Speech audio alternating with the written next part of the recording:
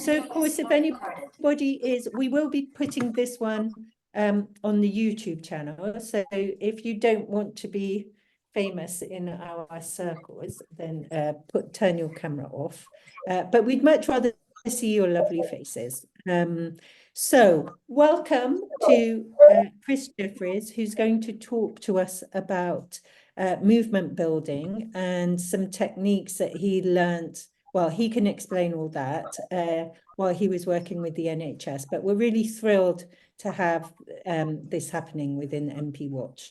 And Chris is also part of a group, so that's even better because he's in-house talent. So I'll hand over to you now. Okay, welcome everybody. I'm going to mainly share slides, and then there'll be an opportunity at the end to ask questions. But if you've got questions as we go through, just interrupt me or put something in chat, and then we can come back to it if that's okay. You may or may not know how to as well decrease the slide element and increase the number of the pictures and us all. You can do that if you want to. So I'll start. So can you all see that? Yep. Right.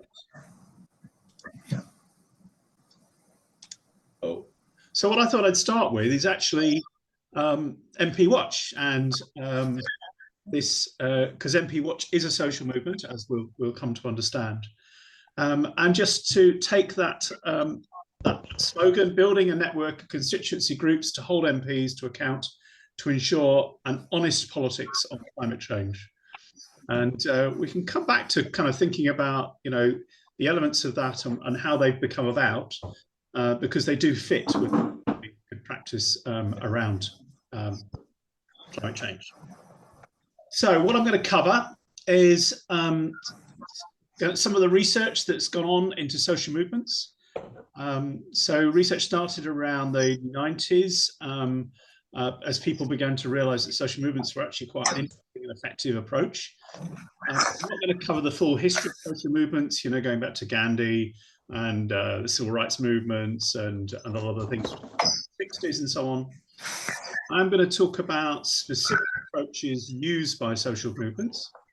And then I'm going to talk about a very specific approach by somebody called Marshall Gans, approach to organising, and go into some detail around that. And finally, we'll list some time for questions. So just a bit about my background and my involvement in social movements.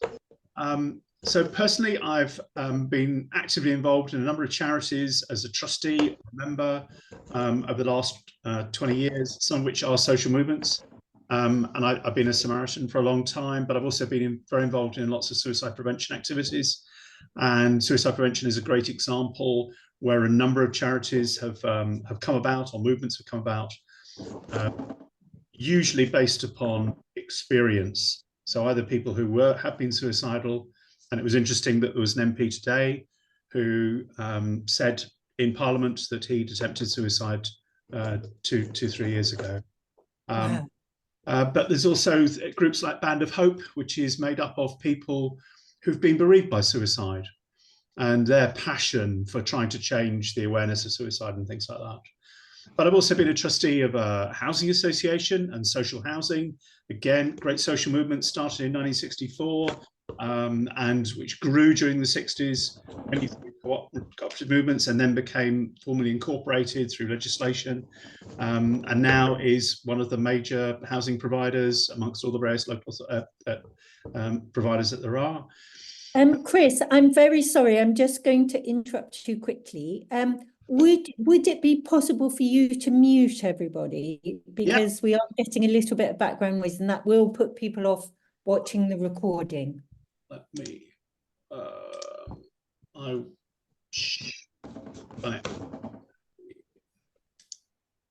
there we go. Great. So another particular trustee, which I think is a really good example, was I used to be a trustee of a domiciliary care provider called Crossroads for Greater Manchester. And some of you may remember a soap program for the 1960s or 70s called Crossroads. set in a motel in Birmingham, or just outside Birmingham. And one of the storylines in Crossroads was about a young man called Benny who had disabilities.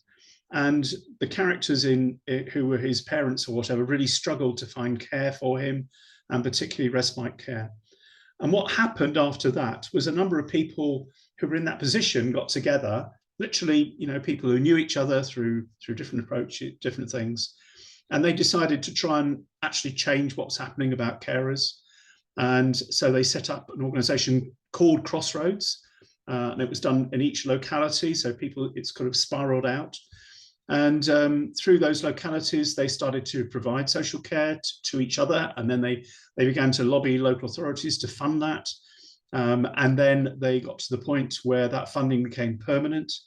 And they've now changed into something called Signposts for Carers. And they've been very influential in the formation of carers strategies and the whole nature of caring. So it's a really good example of how a social movement can change over time, but also can have really long-lasting effects. Still not enough, I think, but anyway. So upon my background is I was a workforce director in the NHS, but one of my other roles was I was the NHS Service Improvement Lead in the Northwest. And that meant that I led a lot of the initiatives that there were to improve service, either in terms of the quantity of patients we were dealing with or the quality that we were dealing with. And we had a lot of top-down approaches to change things, to make things more effective, more efficient. And some of those worked and some of them didn't. And we did some research about why that was. And what we discovered was that some of these things needed to come from bottom up, not from top down. And doing a top-down approach wasn't necessarily effective if you were trying to impose it on an organisation or a part of an organisation that didn't want it. So what it led us to was looking at seeing how social movements could apply to the NHS. And a number of us did a programme on Harvard Business School, which involved Marshall Gans, and that led to an approach of using social movements in the NHS. So that's the reason why I've got a degree of knowledge about this, and particularly about the approach that we used. And there were some campaigns which were run within the NHS about dementia awareness, about palliative care, about reducing alcohol emissions and so on, some which were very successful, which took place using this particular set of techniques.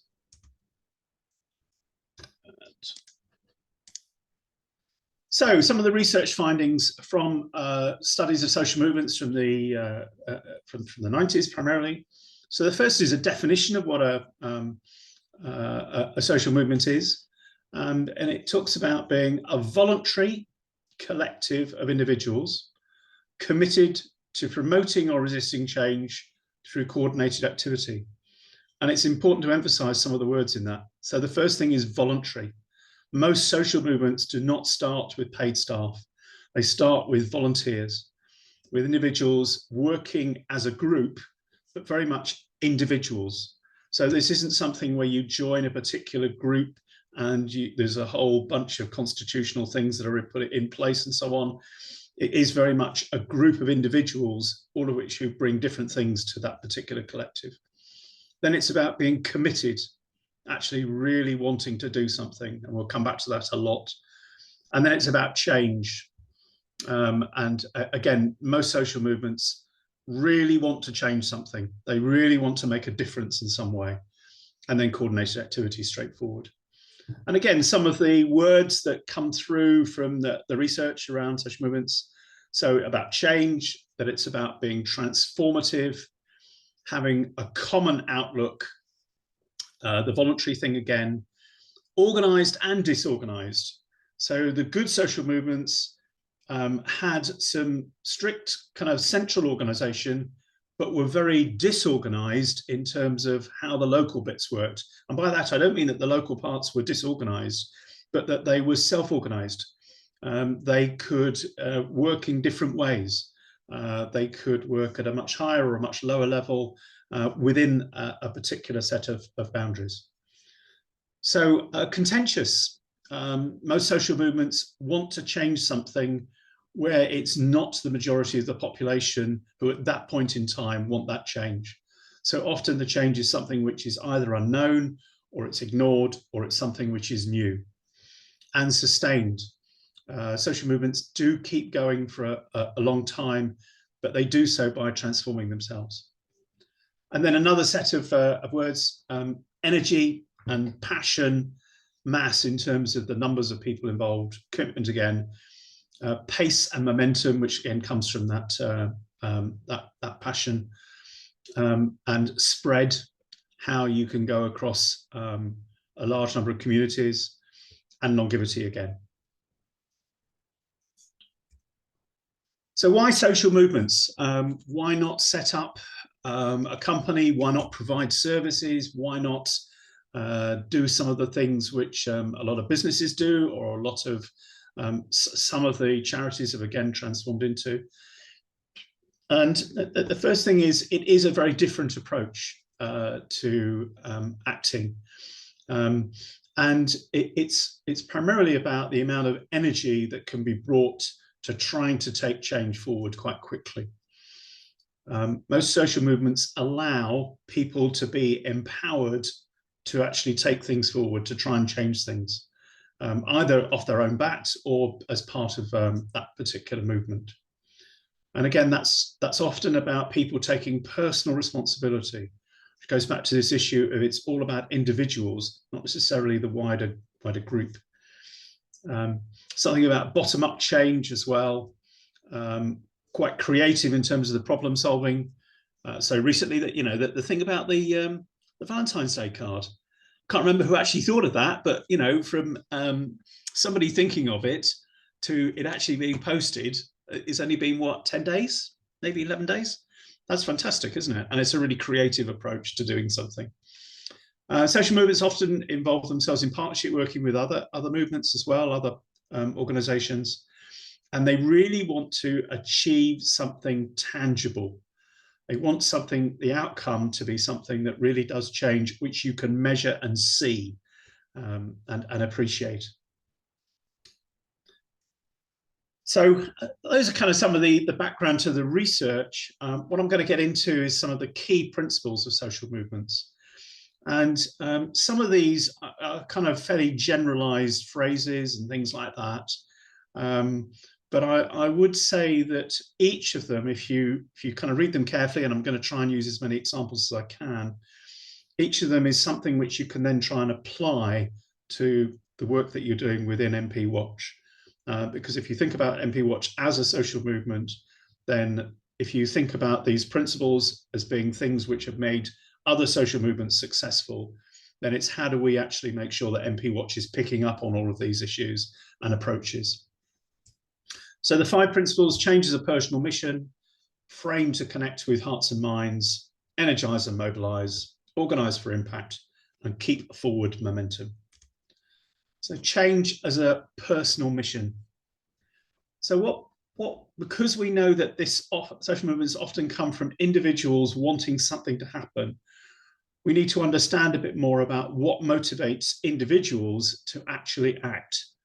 And often that's a matter of asking them and listening to the way in which they talk about why they want to do something and what would make them go out of the house, go to a meeting, go and stand somewhere on a Saturday morning, write stuff, go and do particular tasks and activities and so on.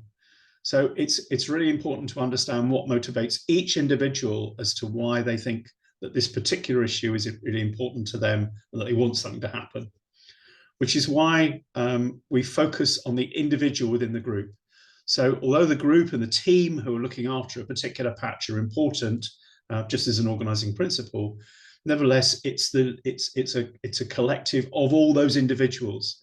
And it's really important to keep each individual on side and motivated, and that you're addressing the needs of all those individuals. So not everybody wants to do everything, and not everybody wants to do all the different parts of what we do. And so it's actually trying to think, what are the bits which individuals really want to happen and can see as their contribution. But any social movement, because it's trying to do something that's different, means that people have to have some courage and do things sometimes outside their comfort zone, but in a way that's supportive to them as well. So it's sometimes people, when they start to get involved in a social movement, say, oh, I couldn't do that, or that's too difficult, or no, I'm not comfortable doing that. So it's how you can talk them through some of that and maybe get them to put their toe in the water on some smaller things, which then enables them to do some slightly more difficult things later on. Now, again, a lot of the activities that we do at MP Watch are not particularly difficult in that way, but they may be things which people have just never tried to do before. Public speaking would be a good example of that, and so on. Change is a personal mission because of people being impatient about change. So, and I've observed this within the MP Watch group, is that the people are fed up and they've been waiting and doing other approaches, and these things haven't worked, or they haven't worked fast enough. And so people are impatient about wanting to get things done, wanting to get things moving. And so that's a key part of what helps to motivate people. So using change as a personal mission also means that we try and define the cause in a personal way. So we try and relate it to what it motivates that particular individual. So the tasks that they are prepared to do are much better aligned if they're things where they think the cause is actually linked to how they felt about it or they feel about it. And different individuals within a group or within a team may have different feelings. So it's trying to address each of those. And the other thing is that the cause has to have an emotional charge. And I'll come back to that several times as well. So it's not just that it's a logical thing to do, it's the right thing to do, it's maybe the moral thing to do. It's actually that people have a passion that's to do with their emotions as well, and an emotional response to the issue. And that's why sometimes people become very impatient about that change, because they're emotionally engaged in it. And it's the emotion which is driving that impatience. So move on to framing. Framing means how you communicate the cause, the issue, what you're trying to achieve, and that's why I put that MP Watch first slide up in terms of what we're trying to achieve. So framing concentrates both. What you're trying to do here is actually put boundaries around what you're trying to achieve. So you're trying to then display it in a particular way where the individuals that you're trying to influence appreciate that and respond to it. So as I said, it concentrates the nature of the cause. What are we actually trying to achieve? So if we were trying to achieve changes to parliamentary democracy, that would be quite a bit bigger than what we're trying to do at the moment. If we were trying to get rid of all corruption in MPs and parliaments, then that would again be a lot bigger than what we're trying to do at the moment. If we were trying to deal with all the environmental issues, not just climate change, then again, that would be quite a big thing to try and do. So by narrowing it down to MPs, climate change, then you begin to concentrate the cause to make it much more easy to manage, but also specifically attractive to some particular people. It also concentrates the action you're going to take. I've seen a number of social movements who start on something like climate change, and then they end up saying, oh, we ought to support the trade unionists who are associated with that climate change, or we ought to support the mothers who are involved in dealing with something to do with clean air. And after a bit, it becomes so big, so many issues, that they forget to do the basics of what they were trying to achieve. I've seen a recent one which was about global justice, and at the moment they're debating a strike amongst some Italian workers in a factory in Turin, and I think they've begun to lose the plot in terms of what are they actually trying to achieve in terms of global climate justice. So concentrating. The frame also provides a structure and hooks to draw people in. So things which people can see are specifically what they want to change. And as a result, it acts as a springboard for mobilizing support. So if you are clear about your frame, what are you precisely trying to achieve, then that can be a way of focusing other people's minds in terms of what they want to change and aligning themselves with that. It's often a short word phrase, memorable, clear, credible. Ours is a bit long, but on the other hand, MP Watch as a phrase isn't. MP Watch is very clear, although it doesn't involve the climate change part within it. Using visuals to create recognition as well. And I was thinking about providing some really strong visual examples, but I decided it would be too lengthy really. But if you have very good visuals, maybe it's a particular image, or maybe it's the way in which you show your words and so on, then again, that can be very attractive to people in terms of thinking that's something which I like, I appreciate that, I think that's funny, or I think that's quite sharp. And so again, it's a way of drawing people in. It's a hook to, and also importantly, the framing is a hook to an outcome, not an input. So a lot of this is not saying we want to achieve various inputs that have been done. So although we might internally talk about wanting there to be an MP Watch in every constituency before the general election, what we're actually trying to achieve is an outcome where all the MPs in Parliament really take cognizance and care about climate change and take forward as many actions as are appropriate to try and deal with, say, the Paris Agreement. So it's thinking about the outcome, the final part, rather than just the inputs that we have. And again, good framing fits in with this bit about heart and emotions by using stories. So if you do a presentation or you talk to somebody just in terms of ideas, then that isn't going to necessarily, although it may help for some particular people, it's not going to really draw people on board. But if you talk about stories which engage people emotionally, then that can be a really effective approach. And again, I'm going to give some examples later on when I talk about public narrative.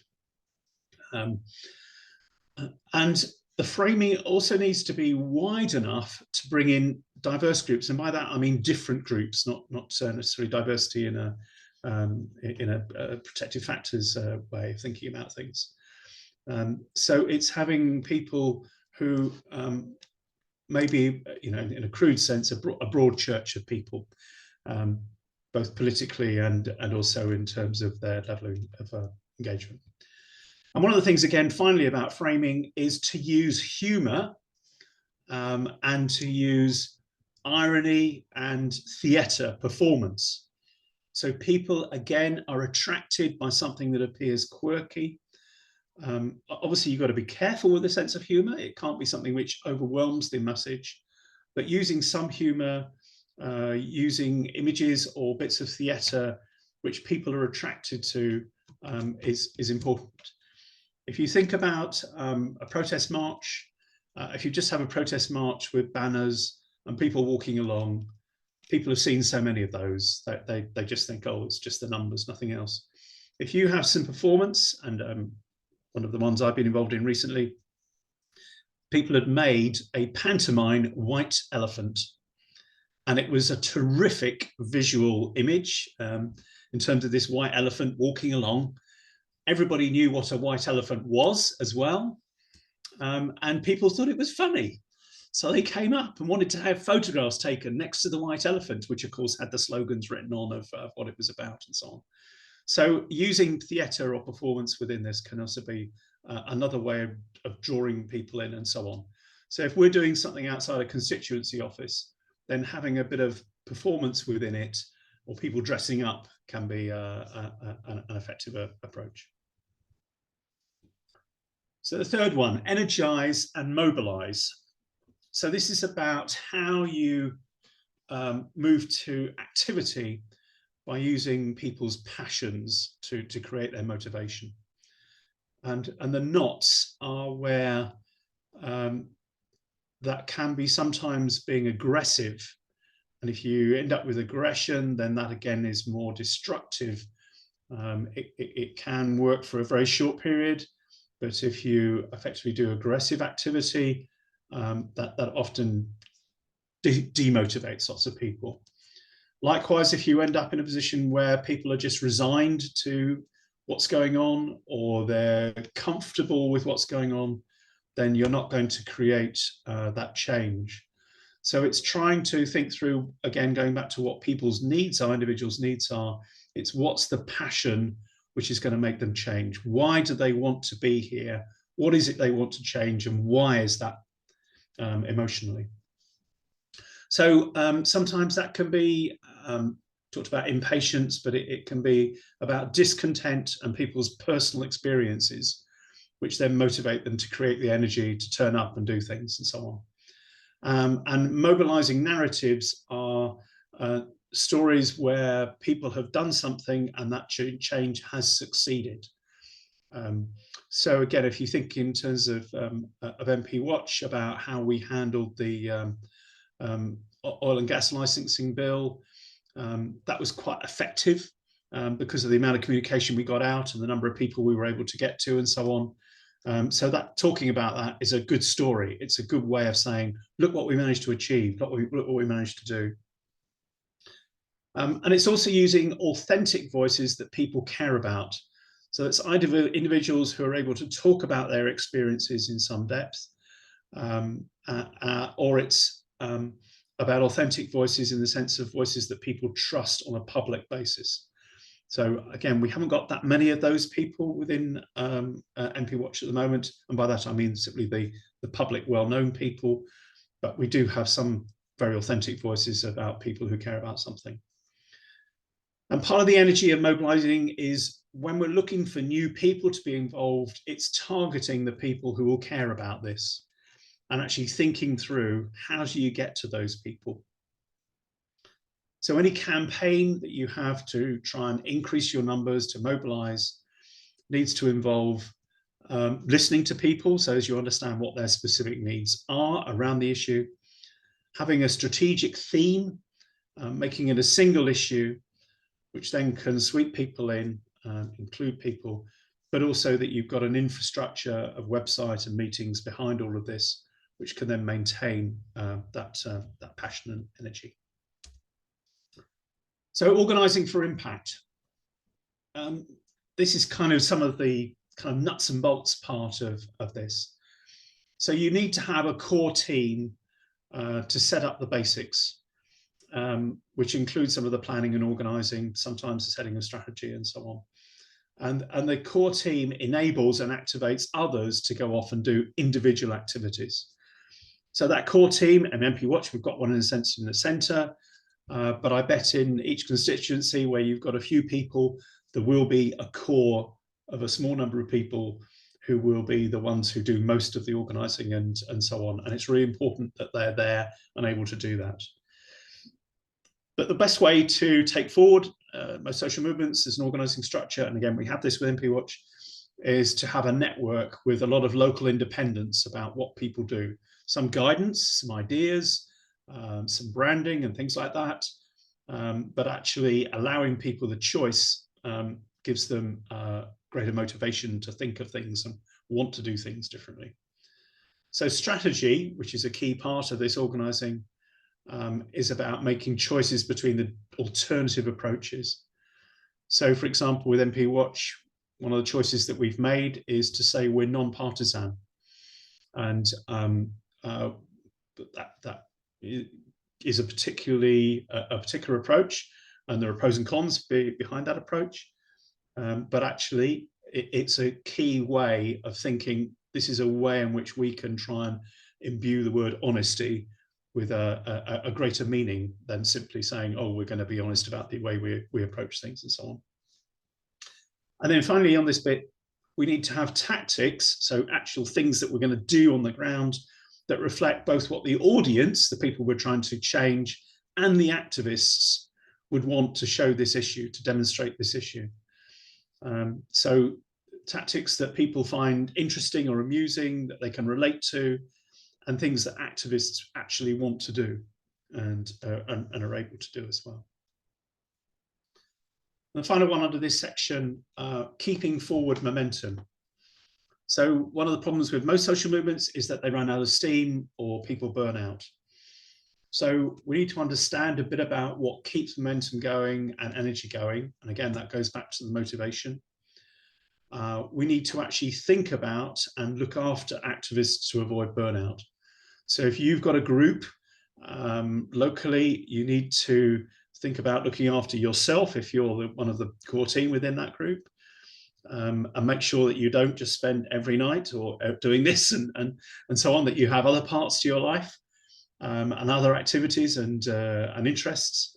But also you need to watch out for the other individuals in the group to make sure that they again are not being they're not overdoing things, that you've talked through with them what commitment you're expecting from them and what they're happy with and so on, and that you're reviewing this as well. So part of that keeping forward momentum is avoiding going back to the old ways, still thinking that success is plausible, and refreshing tactics. So doing a refresh on the way in which you're approaching things every couple of months, not in terms of lots of detail, but in terms of some of the approaches, is a really good way of, again, people being enthused again, thinking, oh yes, this is why I joined, this is what I want to do, and that's a really good idea. And that's also that you start to reframe or realign what we're doing as the ground or the context shifts. So certainly we've started to think through what happens when we have the general election, what happens after the election as well. But we could also be in the position where sometime we may get attacked as an organisation. So some of the parties may be disconcerted by what we're doing or what we're saying, and so they respond and they attack us. And so we may need to again reframe or realign to deal with those attacks. One of the other things that's key about forward momentum is accepting limits on time and commitment to maintain capacity. So it's that bit about avoiding burnout, really. And the forward momentum is best kept going if you remain successful in some of the activities that you do, some of the things that appear effective, and you actually make a point of celebrating those victories and saying, well done, that was actually brilliant, and so on. So 25 people at Kettering, was it, for their meeting this week? That's fantastic. So actually saying that's fantastic and everybody going, God, that's really good. How'd you do that? That's a very good example of doing that and giving forward momentum. So we all think, right, what is it that we need to do to talk to Kettering to find out what they do to do it and so on. And then finally, a lot of movements start to break up or splinter because they end up in divisions and so on. The old phrase musical differences, for those of you who are brought up on that kind of music. And that's importantly for all the people in the organisation listening and adapting, so responding to changing individual needs or how people perceive the way in which the organisation is going, so that it doesn't become a very centralist organisation. It still responds to local activities and so on. So I hope going through those and relating some of them to some of the things that we're doing as well is helpful in terms of what we need to do more of, and also some of the things which hopefully you can begin to think about doing on a local basis. So now I'm going to talk about Marshall Ganz and why he's important. So he really is a kind of a guru around social movement, both theory and practice. So he had a background in the 1960s in student organising, and then he became a union organiser in California amongst immigrant farm workers who were a particularly difficult group to organise because of their fears of being deported, and also the levels of exploitation that they had as well. He then got into, during the 80s and early 90s, into voter registration campaigning, and that was for the Democrats, and was a contribution towards some of the wins that Clinton had. Then he went back into academic research, did all his PhDs and all those kind of stuff, and focused again on actually trying to establish a lot more research around social movements. And then he was drawn back in to, again, democratic campaigning, and he led the grassroots Obama for President campaign. So can we all remember what the slogan was for Obama? Yes, we can. And Make America great again. Yeah, thank you very much, Ed. So yes, we can. And if you just think about those three words, it's a really clever slogan. It doesn't actually mean anything at all. First of all, yes is a really positive thing. Secondly, we, so I'm part of all of you. We're talking about the whole nation, or everybody that's within our grouping and so on. And can is achieve. And so it's something you can read into that, can achieve all the things that everybody wanted to do. So it's just a really clever bit of framing, and that's the kind of thing which I think is important to do. So anyway, he did a lot of the grassroots organising, by which I mean he set up the approaches, which I'm going to describe in a minute, which are about getting people who wanted to campaign for Obama and getting them actually to get organised and get the vote out. And he did it over a period of about 4 years. And the proof was in the pudding, in that Obama got elected. Now, he may have got elected anyway, but a lot of the votes were amongst people who previously hadn't voted, or people who weren't registered, or people who were going to vote for other people as well. So it was an effective group. And he called this all learning, organising and action. So it's because of that success that a lot of his ideas are looked at and so on. And his approach is quite specific. It's not quite, you need to follow it like a religious belief, etc. And it is time intensive. But what I suggest you do is listen to how as I go through it, and then think about how bits of it could be applied to what you're doing. So you don't need to do all of it, but you do need to do some of it as well. So the first thing he starts with is the core team, the leadership, and they start with defining and communicating with the constituency. And constituency in this case doesn't mean the constituencies that we're talking about.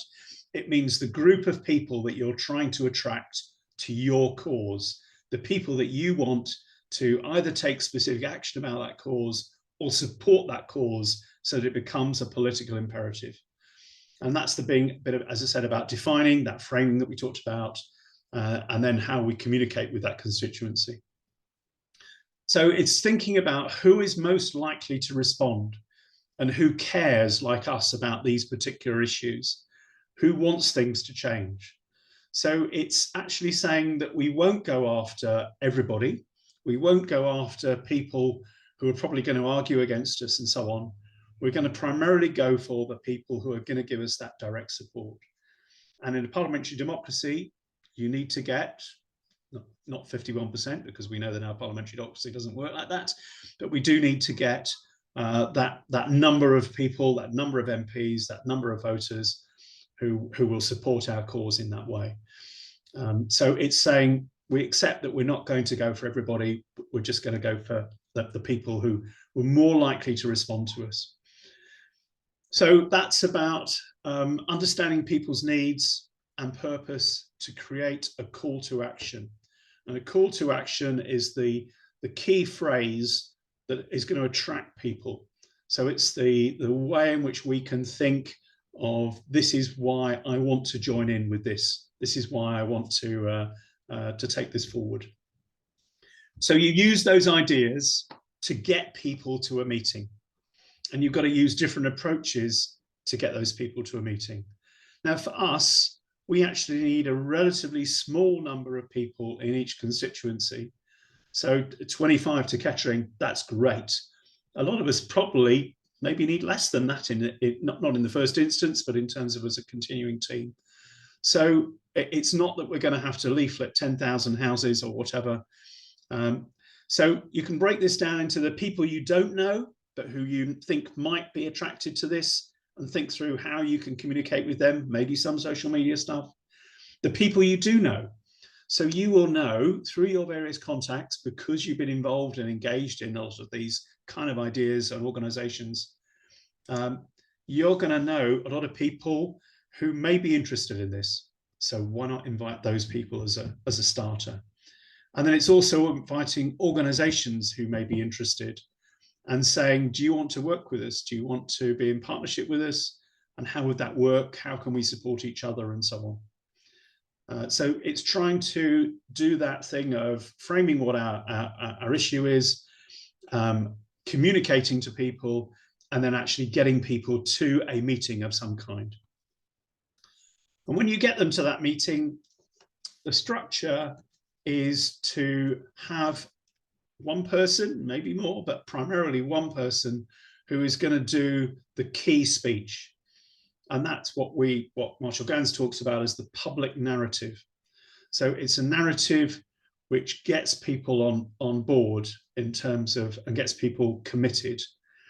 And it's very much something which it uses emotions and pushing to the heart to do that. So there are 4 parts to it. And it is a thing of parts to it as well. It starts with a bit of context and background as an introduction, but that's quite small. And then there are 3 sections which then follow: the story of me, the speaker, the story of us, the audience, and the story of now, why we have to act now. So the story of me is actually saying why I, the speaker, am standing on this platform talking about this particular issue. Why does it matter to me? And it's often using stories about your family, relating to the issue, and it's quite often tinged with emotion. So in my case, I would be talking in terms of MP Watch about climate change, and that I have 2 grandchildren, or about to have 2 grandchildren, and I really love and care about those grandchildren. They're incredibly important to me. And so their future is absolutely paramount for me. And that's why I want to do something about climate change. And so it's engaging through something like that, rather than just saying there is a logic to the reason why we need to do something about climate change, and MPs are the best way to do it through, and so on. So it's using those family stories, and sometimes using the experiences that people have been through to say, this is why I am the person that I am. And these are the values that I have that are important. And making sure that all those things obviously link to the issue. So somebody of honesty and integrity, that's a key thing about what we're trying to do in terms of MP Watch. So talking about stories about honesty and integrity would be a way of doing that. Then you have the story of us. And that's saying that I, the speaker, share a lot of things in common with other people in the room about this. So it's inviting those people in a way to say or think, yes, you're right. I do care about my grandchildren, or I care about the planet, or I care about the way in which our parliament works. And so it's engaging and suggesting ways in which my experience as the speaker is shared amongst the other people who are there, and how our joint experience is linked, and again, the values that we care about. So what you're trying to persuade the people out there is that there is sufficient emotional linkage with you, the speaker, with the things, and that you represent the issue and the organisation going forward. And then finally, you need to have story of now. So why is it we've got to do something now? Why have we got to do something in the next week? And what are the consequences if nothing is done? And again, relating back to the values, if nothing's done, then how does that damage those values, those experiences going forward? And then you finish that public narrative with a call to action. And if you want to see an example of this, there's a famous speech by Obama from 2004, where he does exactly this kind of speech. He talks about his background in Hawaii, his parents marrying, the values that they imbued in him, and what that means for the American people as well, in terms of having a community and people who were immigrants but who were able to succeed in doing that, and so on. And then that's why they need to do something, because we've got the election coming up, was the story of now in that case. So that's the public narrative. Then you need to follow up that public narrative, maybe with some more detail in other talks from other people, which are more about the issue itself and how you're actually going to do things. But for the people who appear attracted to this, it's getting and having enough people to collect their contact details, talking to each one of them as they are putting down their contact details about how you can further engage with them. And specifically trying to book a meeting with them, a one-to-one face-to-face meeting, as well as telling them about future other team meetings that they could come to, and explaining about the tasks and activities. So what you're doing by this is you're framing that we want you to be engaged, we want you to start working with us almost immediately, and that people with their diary can then actually say, yes, I could do that, I could. And people, instead of going away and thinking about it, they're already starting along the line to committing. And understanding the tasks and activities is something which they can reflect on when they go out, etc. And then it's following up that contact the next day by email, text, or phone to say, I'm pleased we agreed to meet on and we can talk about lots of things there and so on. So it's kind of doing that rather than just having, there's an email list at the back of the room. If anybody wants to fill it in, you've actually got to be much more forward in doing that. Then you have, and again, this is a key Marshall Ganz approach, and this is something which I think is quite difficult if you have lots and lots of people that you're trying to do. I mean, they did do this. So throughout the states, each of the Democratic parties in their individual neighborhoods did this kind of activity. They had organizers, and these organizers met with individuals after parish and house meetings like this. And they then followed through and they built up an organization of people who then went on and did that within their local neighborhood as well. And the key thing they talk about is this relationship building meeting. And it's usually done on a one-to-one basis. It's not a group thing. And they say it's better to be done face-to-face rather than on the phone or whatever. And it's about building a relationship. And that's not a relationship in the way in which we might think about a relationship. It's a public relationship, not a private one. So it's not, I want to be your best friend or whatever. It's actually something about how we're going to work together on this particular issue in public. If you're trying to attract somebody who didn't come to the meeting or you're aware of, then you're going to try and get their attention in different ways, maybe using some of the other techniques we talked about. And what you're trying to get to is that the people are interested in talking to you about what they can do because they care about the cause.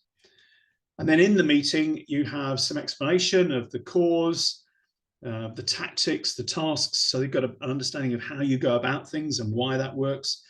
And then you exchange their needs with your needs. So you want this person to come along and do certain things and help out and do some social media stuff, and you want them to come to the meetings, and you want them to stand outside the constituency buildings, and you want them to go and see that. So that may not be what they want to do, but they may want to do some of those things. So it's actually going through what they want and what they think would actually work for them as well. So it's kind of a negotiation which tailors to the individual what their needs are with what you want.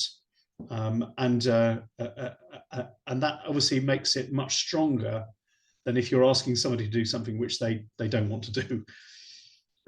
So at the end of the meeting, you then trying to sort of seal the deal. You try and get that commitment, and you say, so you happy to do this kind of task and come to this meeting once a fortnight and be engaged in doing this, you know, and then obviously we can keep in touch and talk about things as we go forward through and so on.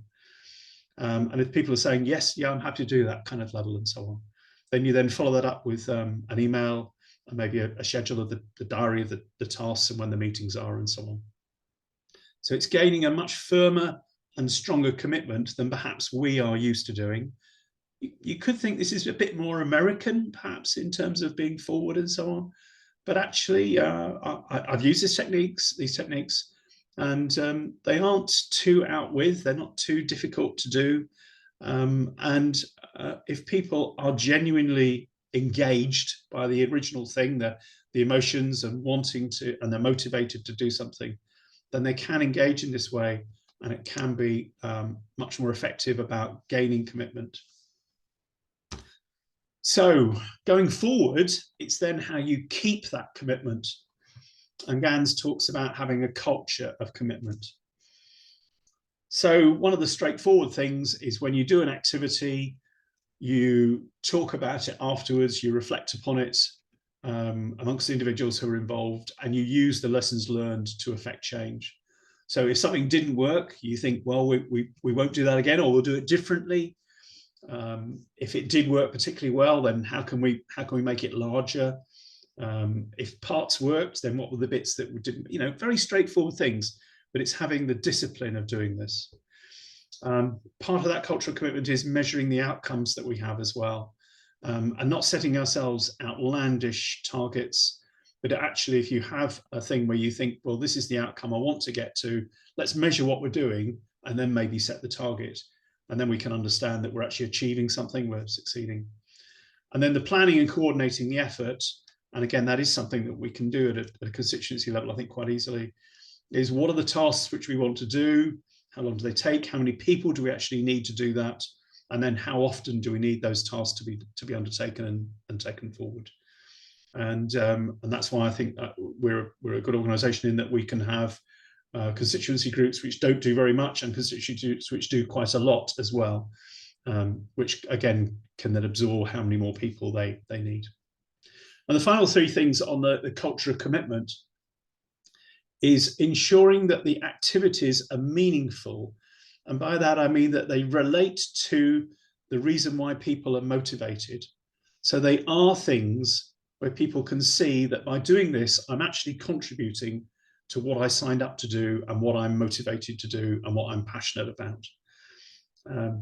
So sometimes people do things which aren't necessarily like that. So it's thinking about those activities as being something, well, would this fit with the needs of the people that I've got who've turned up to help? It's sometimes about giving responsibility to people as well, both for them to use their own creativity, but also if you give people responsibility, they may take on more, or they may say, yeah, no, I understand, that's part of the commitment that I'm making, and so on. I was asked to, I got involved in an organisation, and after the second meeting, which was over a fortnight, at the end of that, one of the people who was one of the coordinators approached me and said, do you mind organising this part of the festival that we've got in 2 months' time? And because she said, I think you can do that. And I thought, okay, so I did it. But I took responsibility for doing it. And that helped commit me to the organisation as well. And then the final part of the cultural commitment is where you experience positive results, or results of some kind even. So actually seeing that you're doing something which is creating a difference is a really important part of that. Just one last thing on cultural commitment. You do need to keep reevaluating the strategy and the tactics, partly in relation to how we're responded to, but also because of what's changing on the ground. And we need to involve all the individuals in our groups in those changes so that they understand why we're doing things and that it's their ideas which are being taken forward. And that means asking individuals again about their needs and their motivation, not just assuming that because somebody signed up 6 months ago to do a regular thing, that they haven't changed during that time, partly by their experience or partly because of things may have changed in their own personal life as well. So it's, again, keep checking out what people's needs and their motivation is to enable them to do that. And that is the end. I'm happy to do any questions. I'll just go on one more slide, which is again an MP Watch slide, which is just to cover our quite large mission, which actually I think is an example perhaps. So I thought the first slide of what we're trying to do was a really good social movement narrative, a call for action. This is a bit more messy, so just a point. I'll stop sharing and then we can go through some of the questions. Well, first of all, thank you very much. We are sort of at the hour mark, and we had said that we would go from 7 to 8. Are you okay to stay on a bit longer, Marine? Half an hour, maybe? Yes. I can't stay too long. I am very fascinated, though, so I'm really keen to hear some questions, but I am expected for supper soon. But who put some questions into the chat? I think maybe Simon did at one point, which was a specific one. Do you want to On to that. So, Simon, do you want to say a bit more about what you mean by that?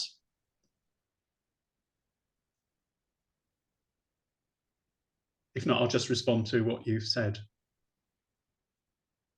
So leadership was about getting a core team together, and that is a crucial part of the leadership bit.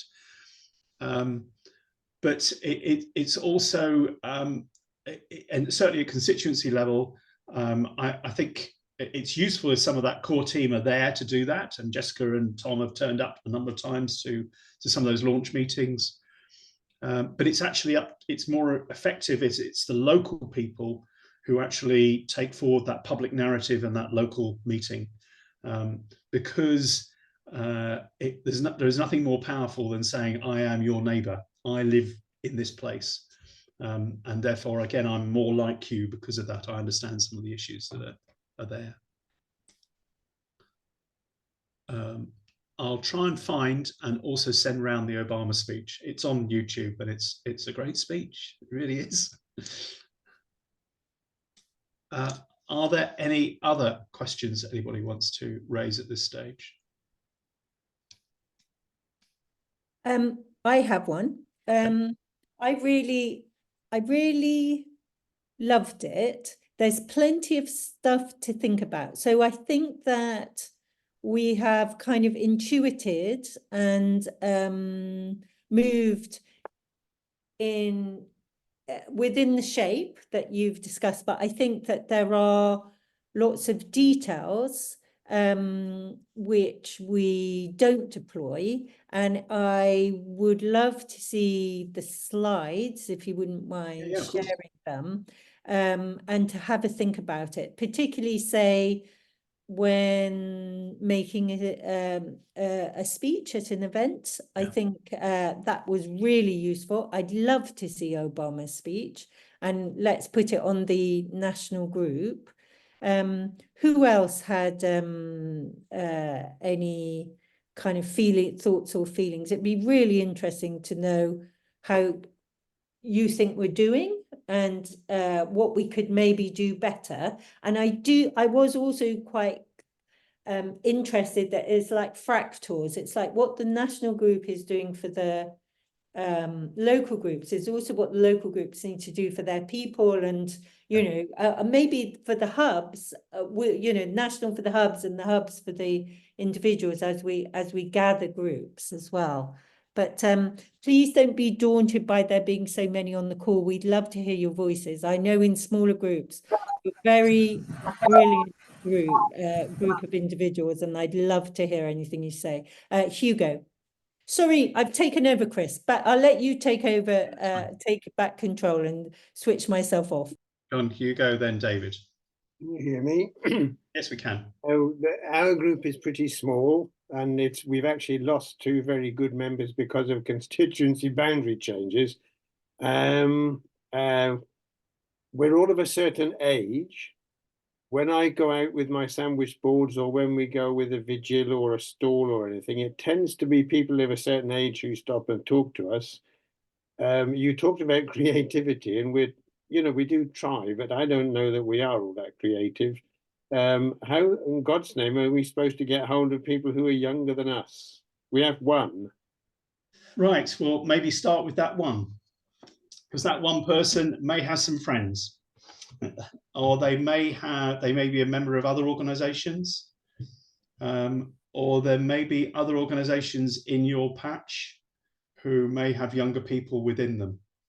So think of it as having lots and lots of interlocking circles with lots and,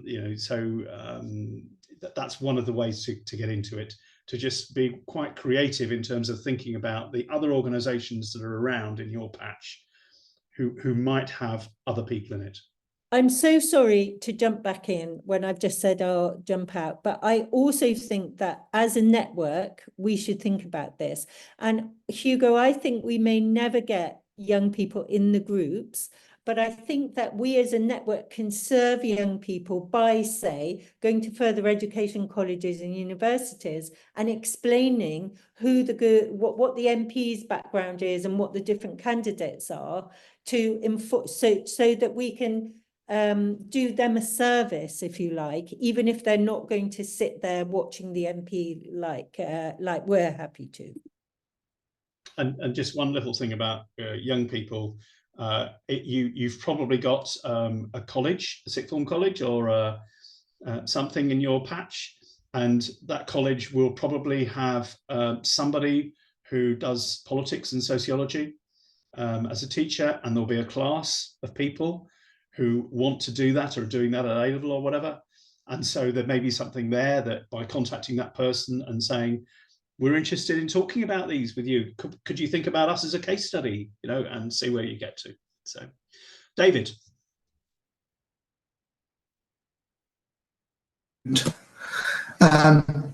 Yeah, I'll pick up on that point as well. I happen to be engaged with Greenpeace at the weekend doing some canvassing for them in Kingswood because of the by-election.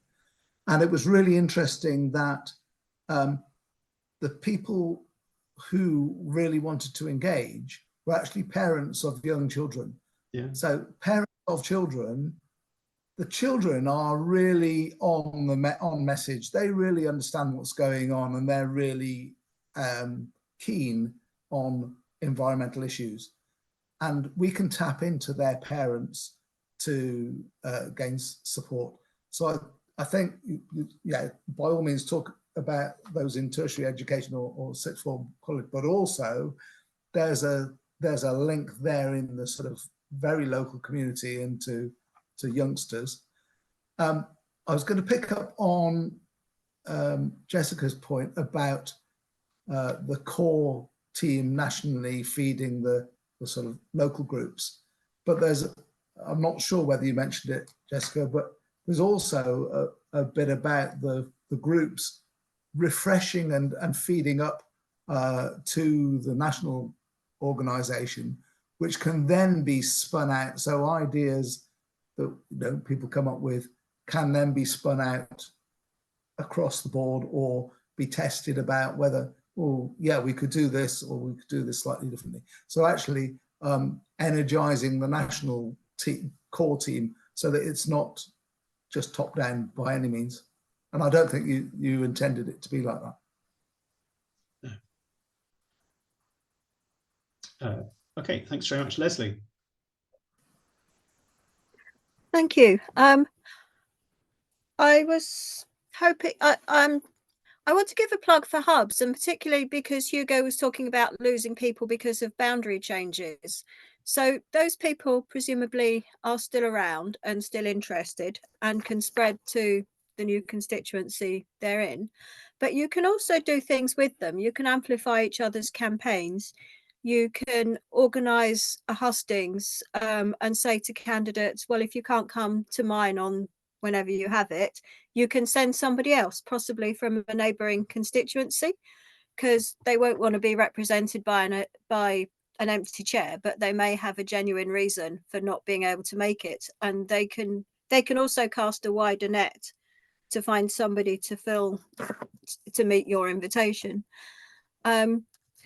So there's a lot you can do with a few groups that are close together, and give us a call if you want to talk about that more. Thank you. Thank you. Any more? And I do want to just emphasize, please don't try to follow this exactly. No, this is a set of ideas which were used in some specific circumstances, and which I've used personally as well.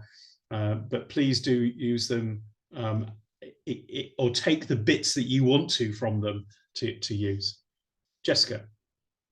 Yes, I think having a meeting with everyone who's interested is a high bar, but I think it's something to aspire to. We probably won't always meet it, but I do think it feels much better when you feel like you have relationships. I thought the idea of public relationships was a really interesting idea, but it begins to feel in MP Watch, when we were very small and scattered, it felt quite atomized.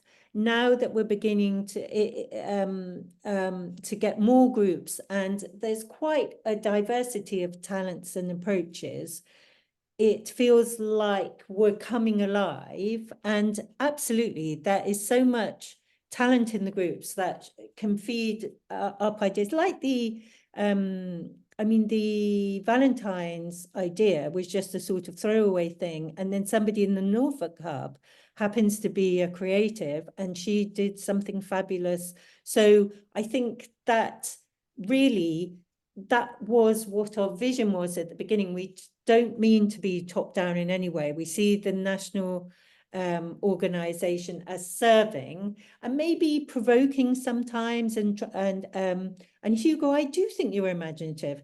Walking around with a sandwich board, you know, that wasn't written down anywhere, and you write articles, and you know, which take issues that are local, but also have kind of bigger importance. So there's a lot of creativity in the groups, which I am very excited about. Now, forgive me, I am going to run because otherwise my friend's going to kill me. The rest of you, I'll leave it with Marine to wind up. But just thank you so much, Chris. Right. It's been really helpful and stimulating. So I'll send Marine the slides and the link to the Obama speech, and she can send them around to everybody who's on the call. That sounds brilliant. Thanks, Chris. Okay, thanks very much, everybody, and see you soon. Thank you very much. Very good. Thank you so much. Lovely to see you all. Bye.